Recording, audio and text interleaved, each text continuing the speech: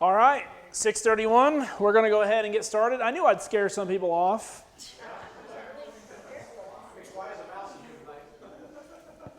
I scared a lot of people off. Well, those that matter are here. No, just kidding. I know some people message me saying, I promise you I'm not missing class because of your assignment. At least one did. All right, so real quick, let's jump right in. This is our last, and depending on how far we get tonight, we also have a Thursday night after Christmas, so we could always, I know that may be even smaller class than we have tonight, so we'll see. What's the point of a story? What is the point of a story? Anyone? Information, okay. Easy to remember. Easy to remember. I'm just going to leave this one here. Am I even on? Now I am. I'll leave this one here. I don't know if you can hear me as well as normal. Okay, so information, easy to remember. Anything else? Entertainment. Okay. Keeps your attention. Makes something relatable. Oftentimes, and that's really I have to say the number one point of a story is to tell it in such a way where somebody can at least identify with one of the characters, identify with something that's going on, and so, or you can at least imagine yourself in the story. If I were this character, or if I were this character, if this was happening to me, right? And so once you start putting yourself into a story, it starts becoming more real, right? It's kind of like when someone says, you know, when you're first becoming married, and I like to go back to marriage because it's relatable.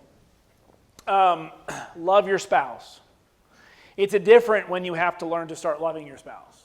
It's easy to say, I love my spouse, right? I like to tell this story. Steve Aragon's not here, but I would tell if he was here. My first interaction with Steve Aragon was at Carnes, and if you know Steve, he's a pretty intense person. He stands this close to you, right, and makes you uncomfortable. And at 19, I was pretty uncomfortable when I was in school. Anyway, I had braces. I was just awkward, because I'm not now. And me and Ashley just got married, and she had just moved down to Carnes with us. And he hands us a book, The 5 Love Languages. I think it was like on a Sunday night. On Wednesday night, he asked, hey, have you read the book yet? And I'm like, no. And I mean, immediately his first response is, well, do you not care about your marriage? And, I was like, well, I love my wife. I don't need a book to tell me how to love my wife. It's easy to love my... That book has come in handy. The theories, the points. I mean, it's easy to love her. It's hard for me to love people. And so it was completely different, a week into our marriage, knowing I wanted to love my wife, making the vow to love my wife, but then living the story of loving my wife. What percentage up here do you think the Bible is written in narrative or story form? Which percentage? So you think the 24% was narrative? 33? I heard people say 44, but I wanted to shun all the people that didn't. 44% is written in narrative. Almost 50% of your Bible is written in narrative form. Storytelling. For a reason. Over half of your New Testament, if you were just to look at your New Testament, over half the New Testament is the story of what man? Jesus. Over half of about 63% of the New Testament is a story about Jesus, and the rest of the letters are really letters about Jesus and how people are relating to him, but that's another story. But 44% is narrative. What do you think fills these two spots? Huh? Poetry. So poetry is... Is that right? Yes. Okay. That just looks wrong. I thought I was spelling poultry. 33% is poetry. And poetry is just sometimes poetic storytelling. You're telling a story in a very poetic way, right? Now, this encompasses wisdom literature, Psalms, Proverbs, all that kind of stuff. 24% is what you call prose or normative writing, where it follows normal rules of grammar. And amongst that, amongst all of the prose, only about 15% is law.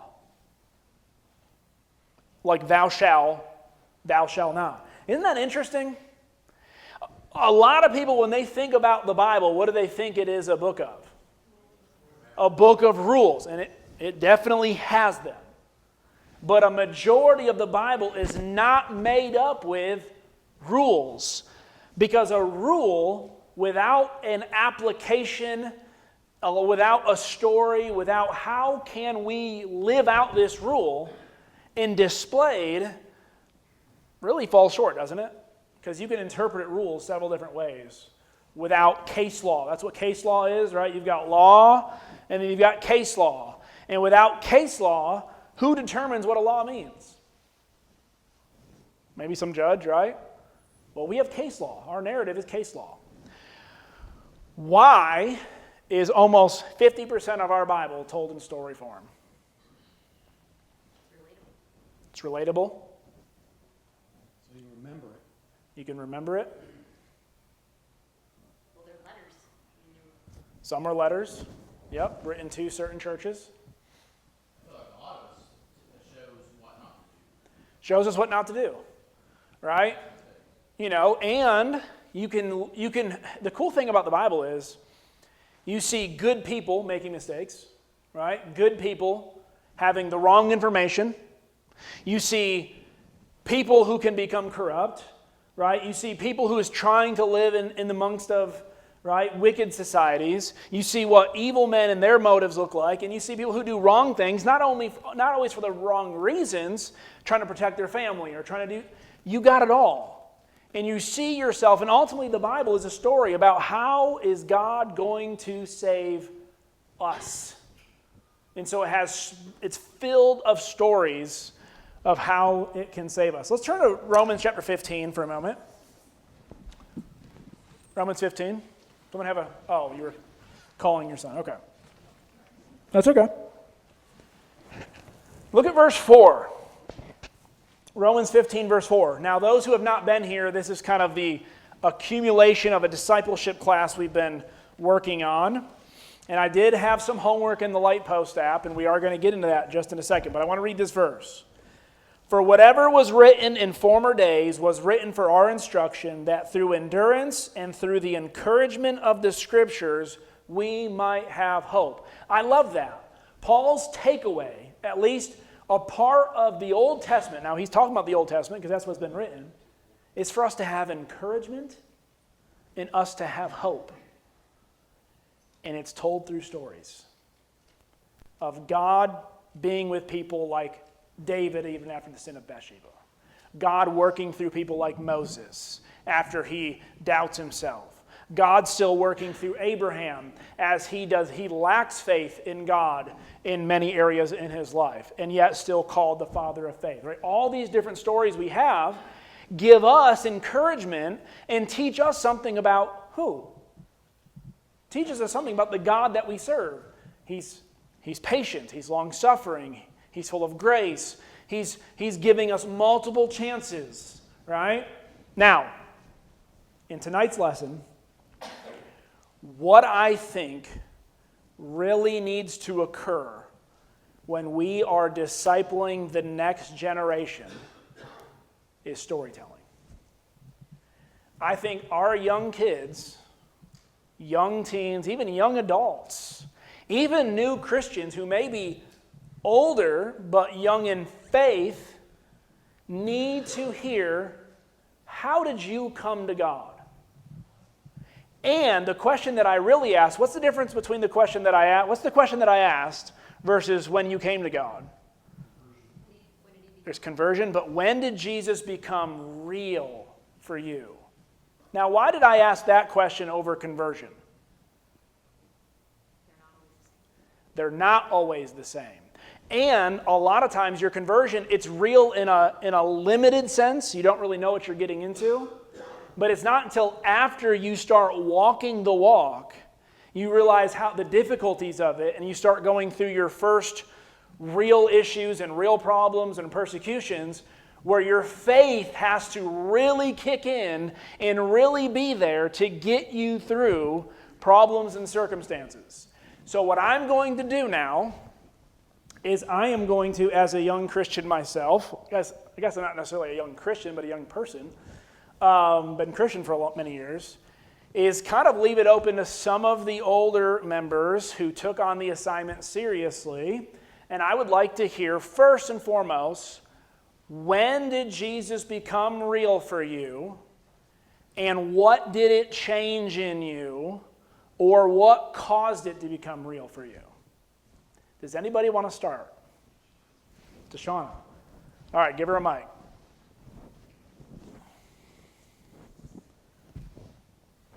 I'm extremely interested in all of these, by the way. Okay. So, for me, a couple things. I was born in a Church of Christ to multiple generations all in the same church. Became a Christian when I was 13. So it was always, I thought I believed in Jesus. I thought God and Jesus were real because that was my life. Mm-hmm. It wasn't until I was told twice that I would never have kids. And if we did, we would only have maybe one. And then, truthfully, when we got pregnant with the kids, it almost was like him going, ha ha, let me show you what I can do. And to me, it was like the realization that none of us are in control, because we had all of the medical science to say that I wouldn't have children. Like, there was 2 different exploratory surgeries, I would never have kids. And then within 6 months, I was pregnant with twins. Pregnant with twins.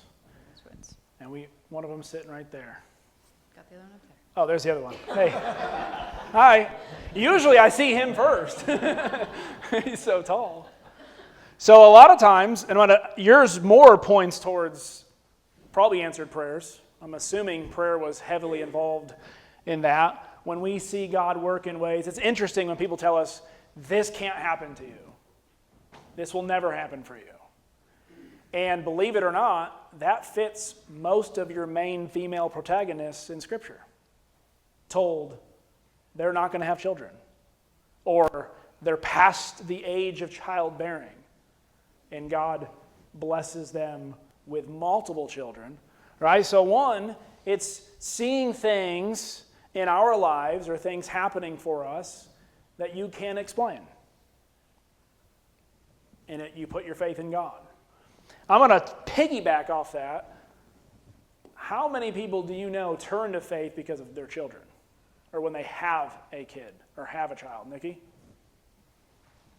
That was a good segue, wasn't it?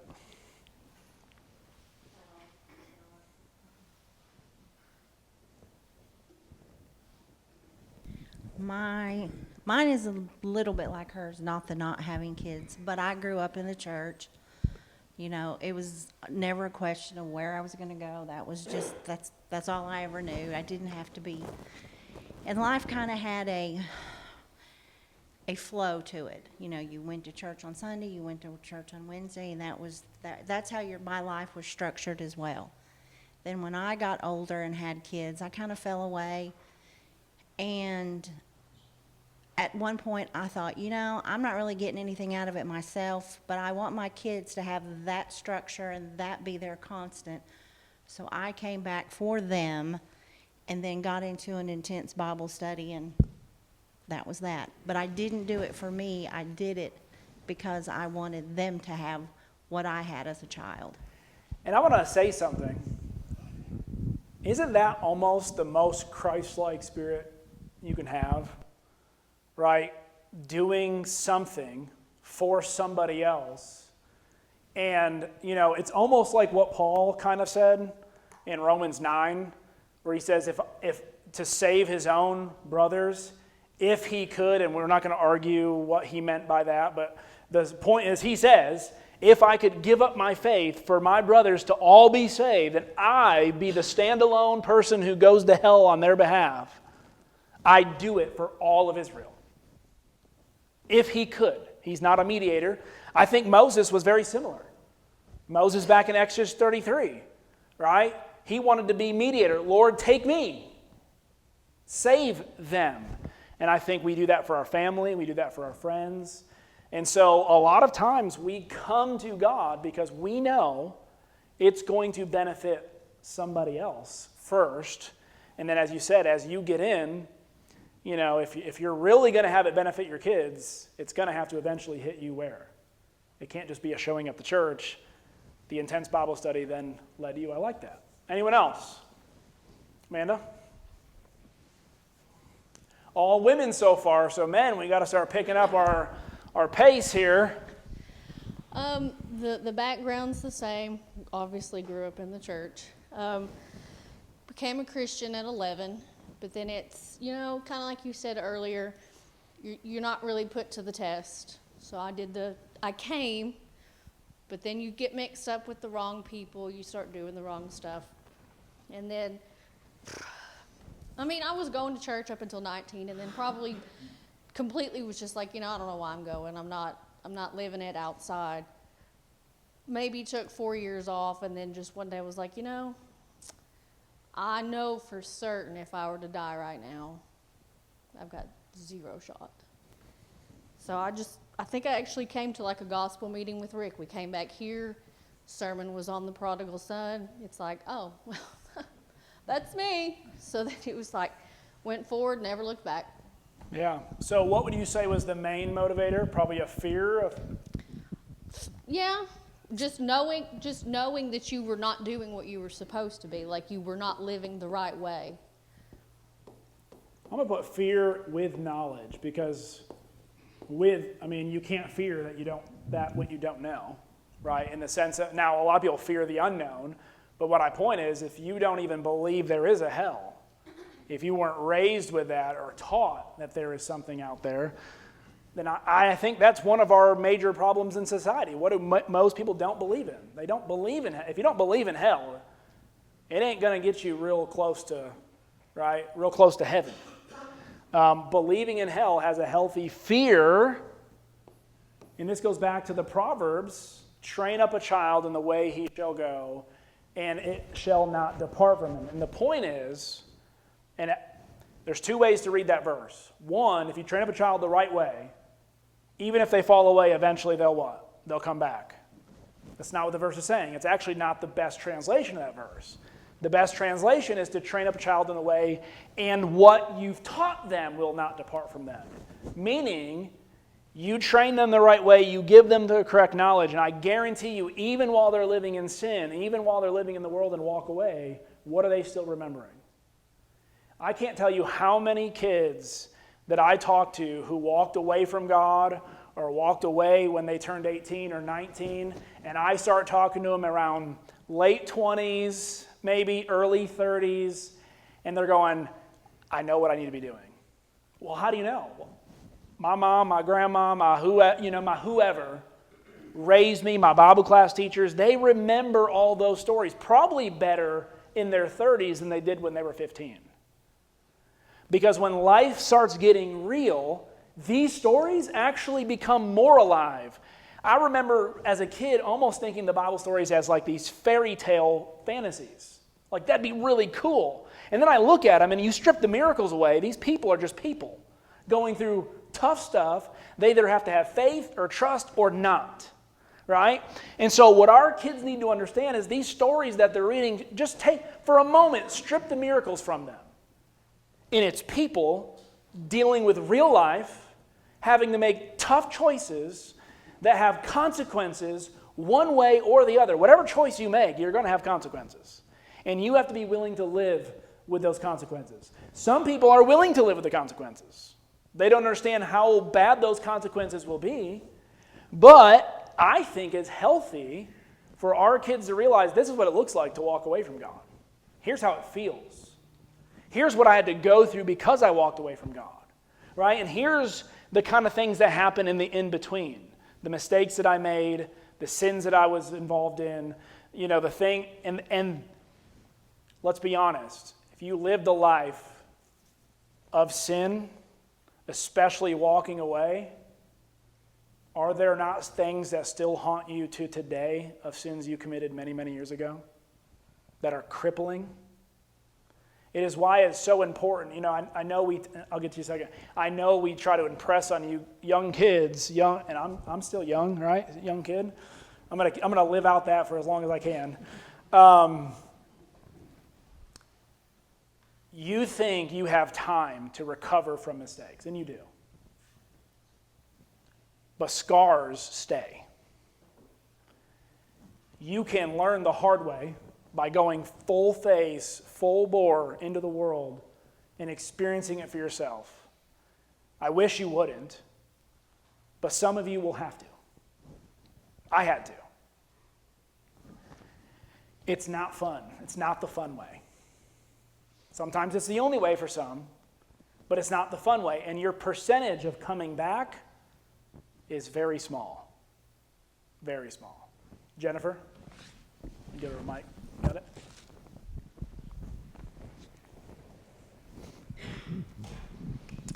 So I don't even know, I don't have like an earliest memory of knowing God. I just always knew about God. And through my mom and my dad was an alcoholic, and I saw him cry out to God all the time as he suffered with his disease.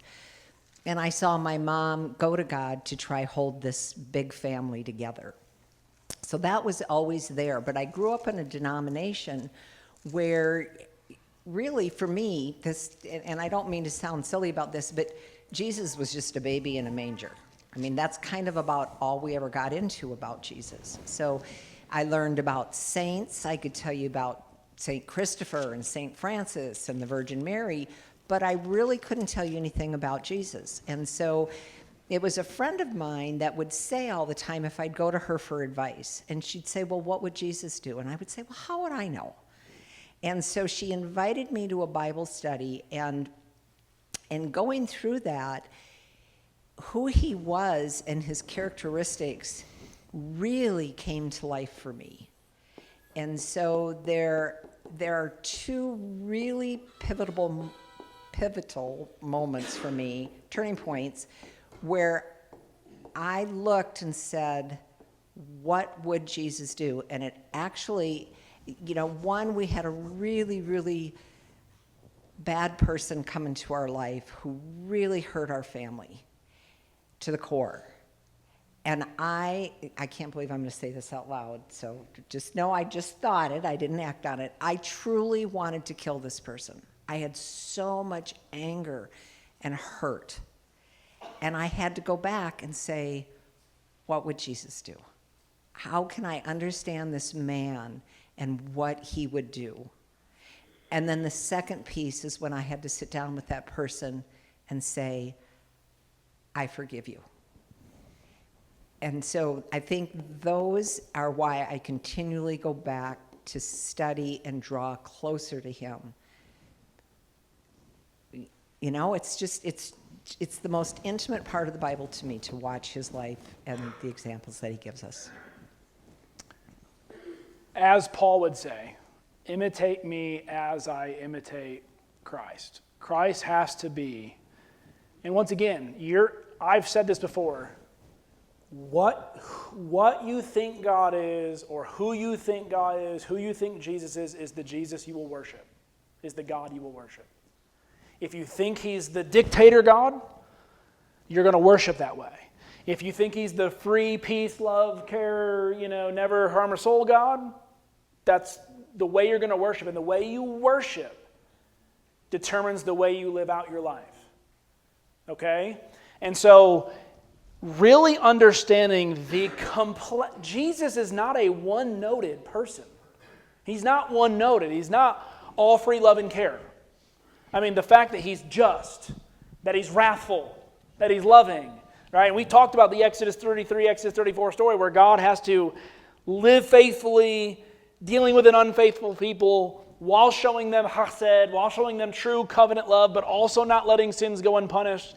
I can't imagine the balancing act we put him through every single day because of our unfaithfulness, right? But getting to know who Jesus really is, really then you start getting to know yourself, right? Whenever you have a mentor, someone you look up to, and you get to know, there's two ways this goes. I had a mentor growing up, and then I got to know the real mentor, and I didn't like that mentor. What he put on and who he actually was when you got him outside of a religious setting, not the same person. Jesus has been tested time and time again to be him in every single situation. There's never a situation where Jesus is not himself. And you know what I'm saying by that. And so finding people in your life, one, who point you to that person, but also can be the example of it for themselves. Looking up. The generational gap, I don't know if we'll ever solve it, right? It'll never be solved completely. There'll always be a generational gap. There'll always be young kids who will look at the older folk and go, you don't understand what it's like to be us in this generation. And there's some truth to that, because every generation deals with their own problems and issues. But let me tell you, nothing new is under the sun, also Solomon says. Just because you've taken out this issue and you've named it this doesn't mean it's the same core sin or same core temptation. And then I think there is a fault on the older generation to forget what it's like to be young, to forget what it's like to be a teen, to have the pressure. And we have such, how could they do that? I love that people grew up in the 70s, who grew up in the 70s and 60s, look at this generation and ask, how could you do that? When I look at some of the stuff, the 70s and 60s and 50s and 40s and 30s, go back, every generation and the things that they did, we're the same people through and through. And I'll tell you right now, if you were a teen living today, guess what kind of teen you'd be like? You wouldn't be the teen from the 50s. Because once again, your story that you grow up in determines who you become. Your culture definitely shapes who you are. Our job is to try to rise above culture, but don't think because now that you're 70 years old or 80 years old or 60 years old, because you've now risen above culture, that you did it when you were 15, 16, 17. So there's got to be some grace from the old to the young, but there also from the young to the old, there's got to be some understanding that maybe these people actually do know something that can help me, they have been through this, they suffered peer pressure, they suffered temptation, all those types of things, right? But we're so constantly fighting each other in generations. And discipleship is all about, how can I get you to where I am? I was there once, let me help you walk that way without making the same mistakes that I made. And maybe, I believe, and I tell my kids this all the time, I hope my kids will be better than I am. I don't want them to be where I am. I want them to be where I am way before I got there. So when they are my age, they're way beyond what I am today. We'll go Cindy, then Joe. So that brings to mind my story, which I was baptized at 35. So I had a lot of years to sin and to, push the envelope or, whatever. Of course, I had a previous marriage, had children, went through a divorce, all these things that people go, to. That was real. That's real life for me. Yeah. Then I met Doug, and you talked about mentors. So when I met Doug, he said, I go to church 3 times a week. So that was the first time when I realized how real it was. And I said, well, I and my children need to be going to church 3 times a week. And so that's where it all started for me. Sometimes I worry about our young ones because having been baptized at a later stage in life, it's easier for me. I'm not one of the ones that say, how can they do that? Because I did it. And like you said, it might not have been the same thing, but I did it before. I mean, I knew better, but I didn't know the true ramifications of some of it. So thank you, Jesus. Yeah. But because of him, because of our Savior, is the only way Doug and I have survived. Because we have been through a lot. And if it wasn't for him, I just don't know how. And so losing the girls was when it became extremely real to me. Because he got us through that. So I guess when you talk about what would you tell the young people, it's, it's okay. You don't have to rush anything. I'm not saying wait till you're 40 and your parents are like, okay, it's time. I'm just saying you really, really need to think about this because life is huge. You're going to face a lot of things, and you need to be ready. Yeah. So Jesus would say, you cannot become my disciple unless you are willing and ready to do what? Count the cost. And I'm not here to talk about what age you can do that. But for everybody, it's different, right? If you're not willing to count the cost and weigh, right, what you're giving up versus what you're gaining versus what sacrifices versus what temptations, trials, whatever maybe we be going through, counting that cost. But a lot of times, what helps you? You're forced into counting a cost. This never stops. It never stops. You have moments where there's some sunshine, but what's around the corner? Another storm. Hills and valleys, sometimes the Bible will call it. They use the terms hills and valleys, right? You're on a hill, feeling really good about yourself. You made some accomplishments, and whenever I get really excited about my faith, I get real nervous because what's about to happen? Whew, I'm about to plummet, right? And some people can, some people, hopefully you're doing this, right? You're not this. I can sometimes be this, but I'm hoping that it gets better as I go and go. But the storms of life, a lot of people use those as excuses to do what with God? To get away from God. Let me tell you, it doesn't make it better. It doesn't make it better. Going towards God. And almost, and I'm not going to say blindly because we don't talk about blind faith, but almost blindly. It's kind of like the way when you have no other way out, but you see your parents or you hear their voice and you know they're there, you know where you got to go. You may not be able to see them right now, but you're going to head in that direction, right? It's the same thing with God. You may not know what you're doing, but you need to. There are going to be times in your life you're going to be forced. It's not going to be this big fork where there's this big sign, go this way or this way. It's going to be slow, incremental to the point where you wake up one day with a panic and you're going, what have I done with my life? And what am I going to do? And that moment is the moment where you need to jump into this full sail. And let me tell you, he takes you. And he's there. Doesn't make it easy. But man, when you can actually cast your true anxieties, when they truly hit, and you can put them on God for the first time, and you feel that he's listening, and you know he's listening, it makes a difference. It makes a difference. Joe? Well, fortunately, there's a lot of people here that got to know my mother before she passed, so you'll understand this. I never knew that I had an option. I mean, growing up, this was the way that it is. I believed her. She taught me.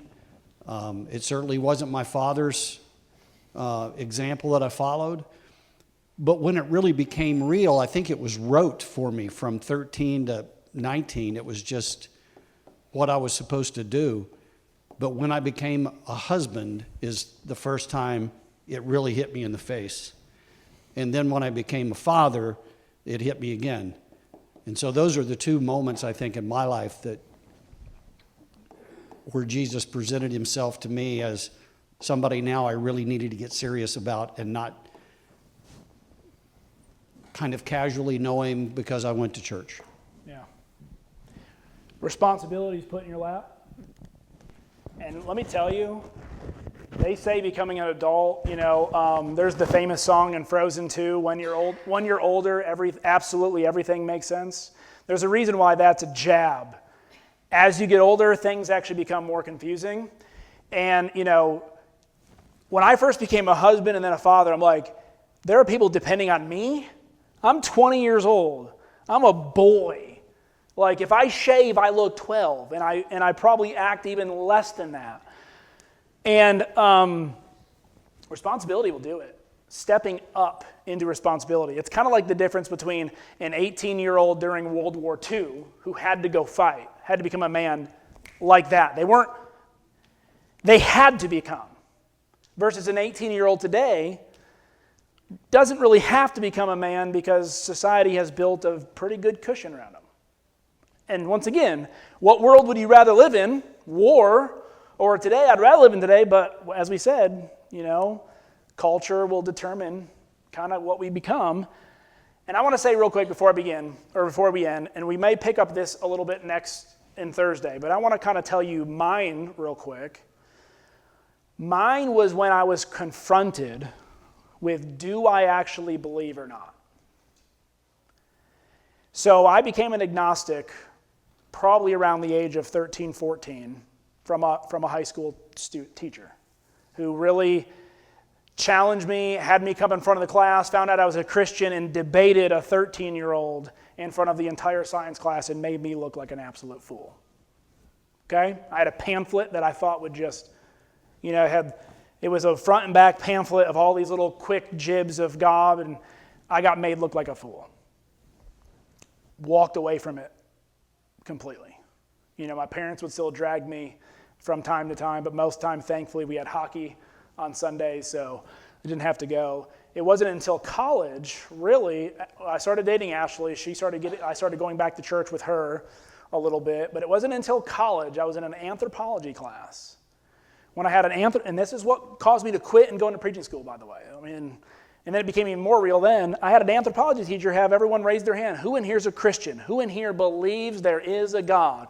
And I kind of went, and only one person in the room raised their hand. The amount of guilt and shame that washed over me for not that I didn't put my hand up, because I, at that time and for many years, had not really believed. Didn't care if there was a God. I was never really an atheist. I just didn't care. I was so fed up with religion. I was fed up with tradition. I was fed up with the nitpicking. There was a lot of things that led me to where I went. But the shame was not knowing. And if you know me, not knowing something is my crucible. It is the thing that will destroy me, not knowing something. I will study and study and study and study, and if I can't figure something out, I hate myself for not knowing. And so we had a brand new preacher who had just come in, and he was an atheist for 44 years. An atheist, not an agnostic. What made you come to faith? One, he had kids, his wife wanted to go. So he says, okay, if we're going to go to church, I'm going to pick the church that we go to, because she had no religious affiliation, but I'm going to test every single church that I go to, and if I find any inconsistencies, we're going to the next one, which led him to a Church of Christ. Okay, long story short. And then I asked him, I said, what books convinced you there was a God? Grabbed his books, went to my anthropology teacher. What book should I read that would convince me there is no God? Read, studied, probably, I would say 3 to 4 weeks, met with Rick, talked with my anthropology teacher, quit school almost immediately, told my wife I'm getting out of, or not my wife, she's my wife now. We were just dating, we weren't even engaged. I said, I'm no longer going in for occupational therapy, which is what I was in college for. I'm going to preach. And she went, what? I didn't want to date a preacher, marry a preacher. But I basically said, if this is real, I need to be all in.